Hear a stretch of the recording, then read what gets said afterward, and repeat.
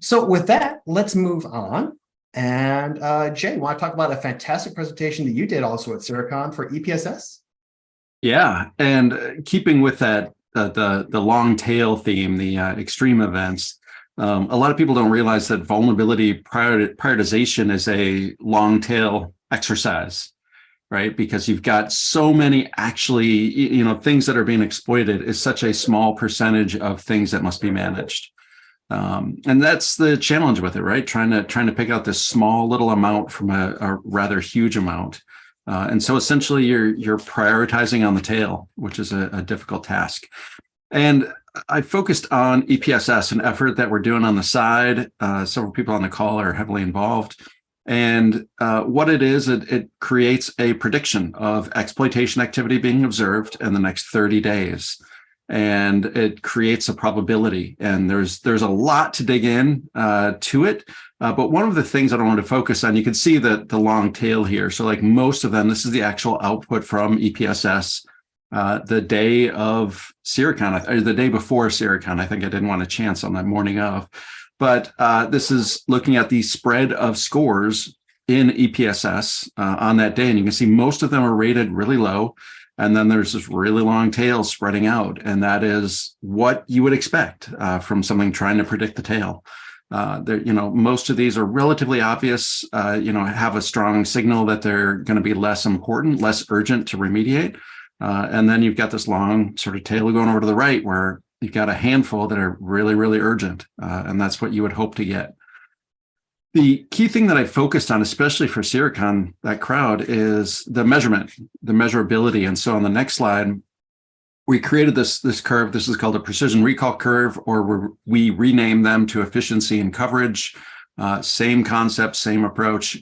And the thing that we have an advantage in is that we have exploitation activity, and so like we can go back and say, hey, on February 1st this year, we predicted these probabilities. How did it pan out over the next 30 days? And we can go back and measure. And by doing that, we can say, how well did our technique, our prioritization technique perform?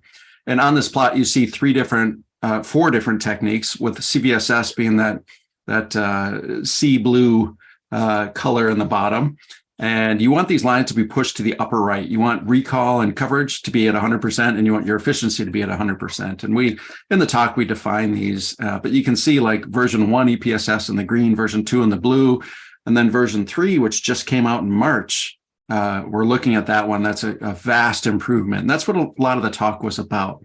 But on the next slide, we took these concepts of efficiency and coverage and derived. So like this is taking CVSS 9 in the blue. And then on December 1st, everything rated with the CVSS 9 plus was represented in the size of that blue circle, and then red, and that is that things that were exploited from the 1st to the 30th. And you can see there's some overlap, but definitely not perfect.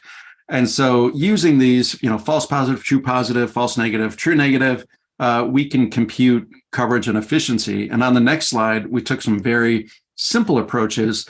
And these are, you can see the size of the blue if you just did privilege required none in CVSS scoring, or 7 and above in CVSS scoring. You can get some higher coverage, but your efficiency is terrible. Like the amount of dollars spent, you get like 3.9% of every dollar spent is actually going towards fixing something that is going to be exploited.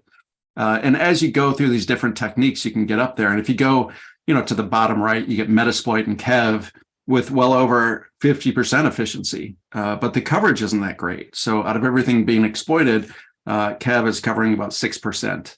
And so that's a pretty interesting finding. And then on the next slide, we did the same thing for those 4 lines in there, and we tried to maintain coverage. So looking at that coverage stat, we tried to maintain around 82%, which is patching CVSS 7 plus. And you can see the effort drops from 58% down to 7% of all of the published CVEs fall into that category. And so this is what we focused on, trying to talk about EPSS. How do you measure? And this, we're using vulnerabilities here, but efficiency and coverage are widely used statistics and just measurements, and they're just precision and recall, which they have their own Wikipedia page and things like that. And so that's really what we focused on, this measurement of and the feedback cycle.